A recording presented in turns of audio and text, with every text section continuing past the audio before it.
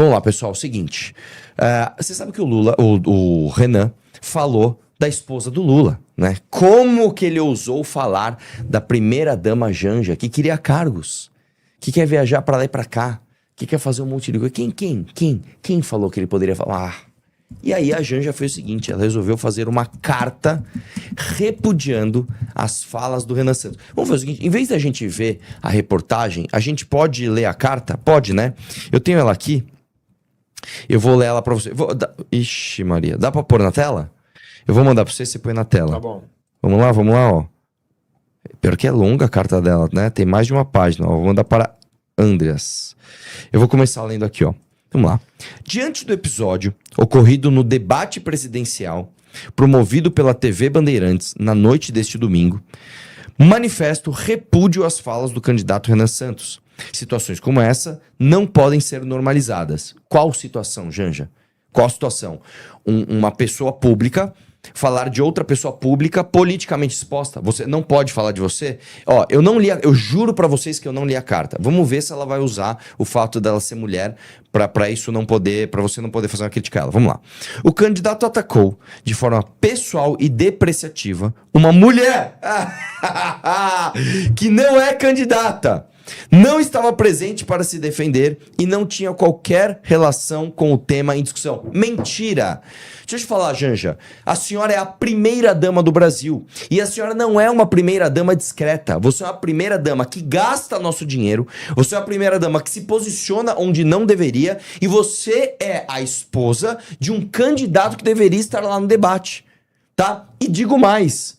O Renan não falou nada de forma... Como é que ela falou aqui? De forma pessoal. Do que o Renan te xingou? Me fala um adjetivo que o Renan falou da senhora. Eu tô falando agora. A senhora é aparecida, a senhora é gastona, a senhora é intrometida, a senhora é inconveniente e a senhora é burra. Isso é falar de forma pessoal. Renan não falou isso. Vamos lá. Insinuar que a companhia da esposa de outro presidenciável seria motivo de pena está longe de ser uma crítica política. É mais uma maneira de deslegitimar e ridicularizar a figura da mulher como ferramenta misógina para atacar um adversário político. Mas, posso falar? Tava na cara que ela meteu uma misoginia, meu irmão. Tava na cara, meu irmão. E deixa eu te falar uma coisa. Se o Renan tivesse falado de outra companhia do Lula, se ele tivesse falado, olha, o Lula ou tá bêbado ou tá com seu amigo Zé Dirceu. Nesse caso é melhor tá bêbado. E aí? Aí cabe a crítica? Não pode porque a senhora é mulher? Pelo amor de Deus, cara. Episódios como esse não são um caso isolado. Renan Santos já esteve envolvido em declarações de violência contra mulheres e incitou dezenas de homens a cometerem um estupro coletivo. Isso é uma mentira. Isso sim é um crime. Isso é uma fake news eleitoral. Você não pode fazer uma fake news eleitoral. Você incitar dezenas de homens a cometer um estupro coletivo é um crime. Isso é incitação a um crime. Você não pode fazer isso, certo? Isso é uma calúnia. O Renan foi condenado, o Renan foi sequer investigado. Não foi. Não foi. Ela tá falando do episódio da Bárbara, eles estavam fazendo uma brincadeira. E a Bárbara, que é a menina em questão, é a pessoa que mais defende o Renan nesses casos, inclusive. Tá? Episódios dos ganhos não são um caso isolado.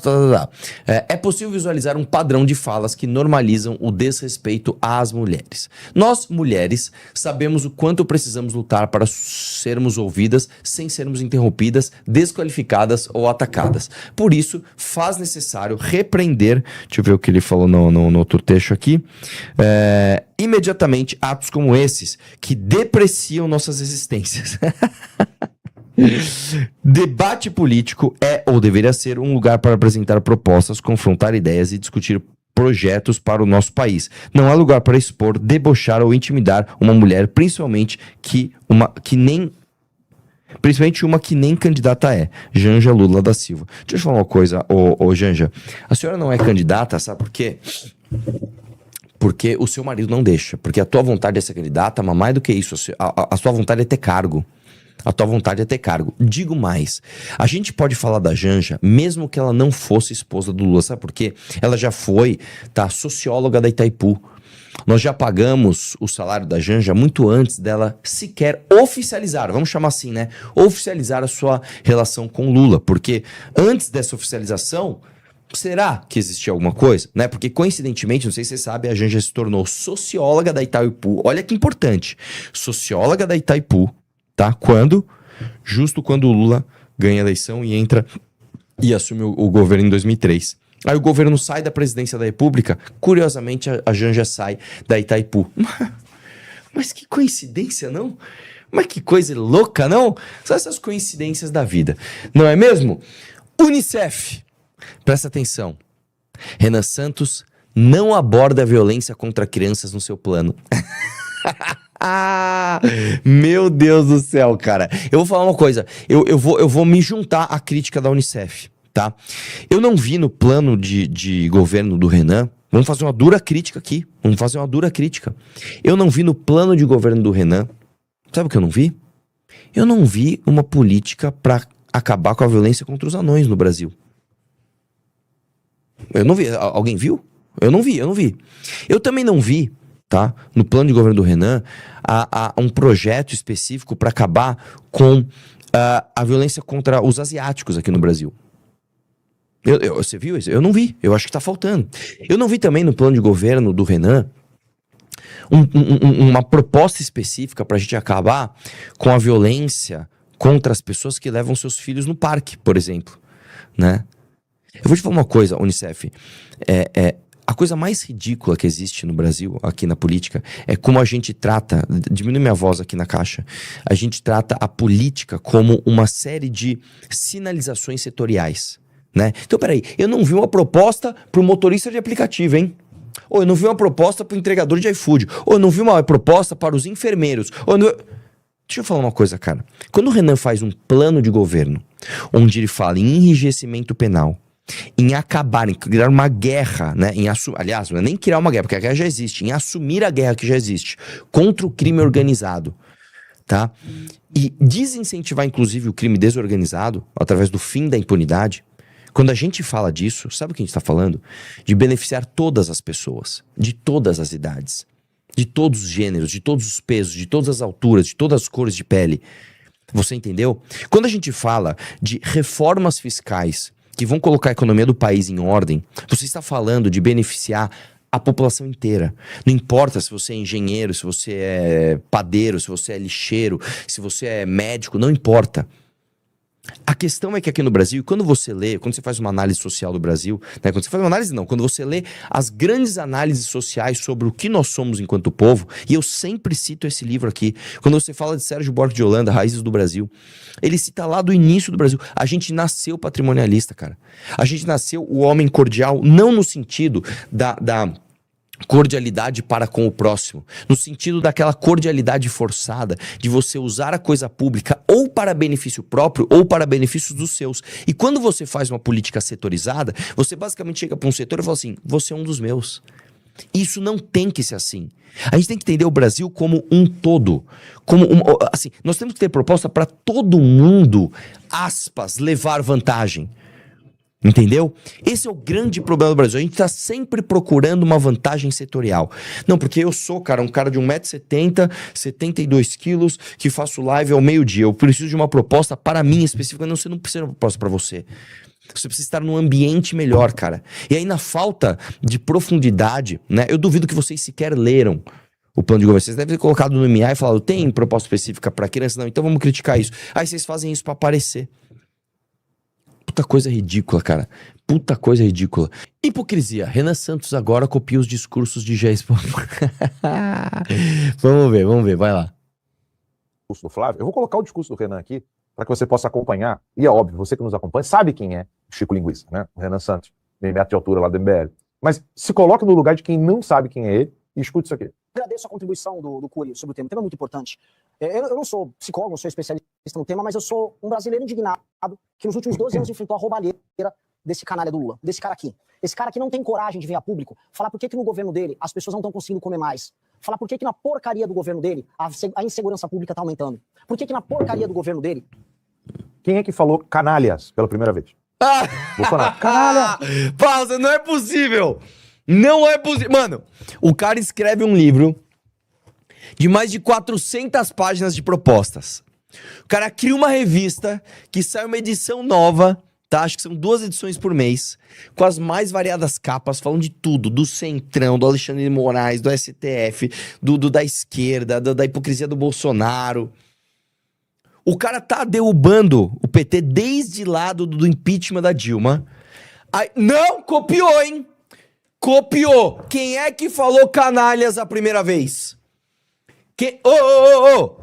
Quem foi que deu bom dia?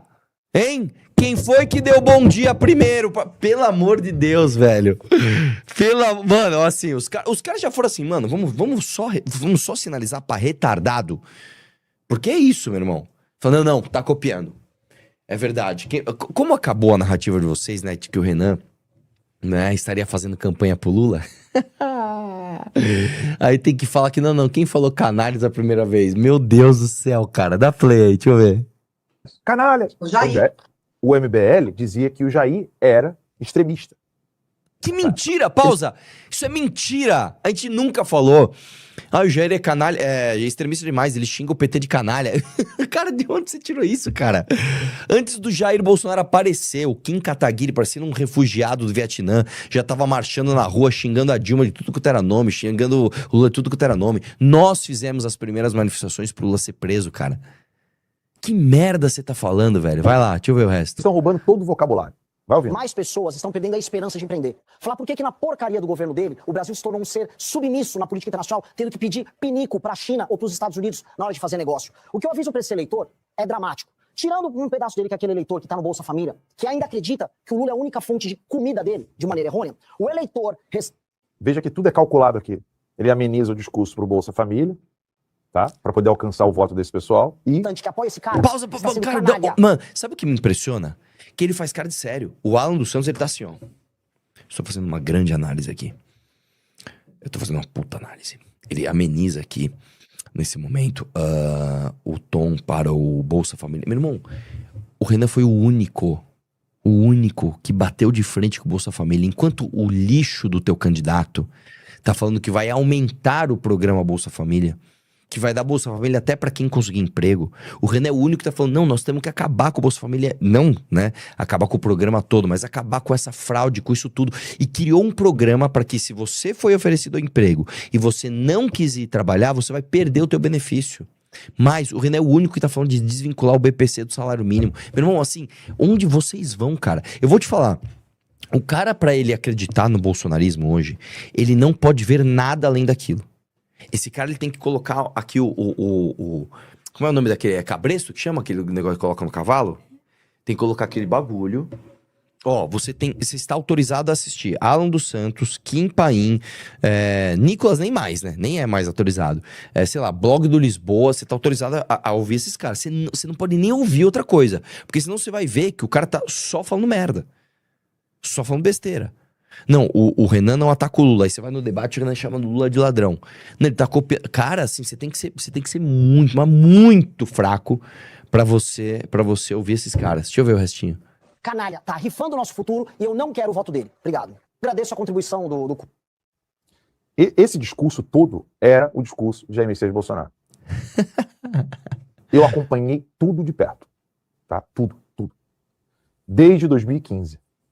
Quando o nome do Bolsonaro, nós entrevistamos Jair Messias Bolsonaro, foi o programa Contra o Comunismo Ontem Hoje. Eu, Paulo Eduardo Martins, Tânia Barbosa, Jair Messias Bolsonaro. Você tá falando de 2015? O MBL surgiu no final de 2014, amigão.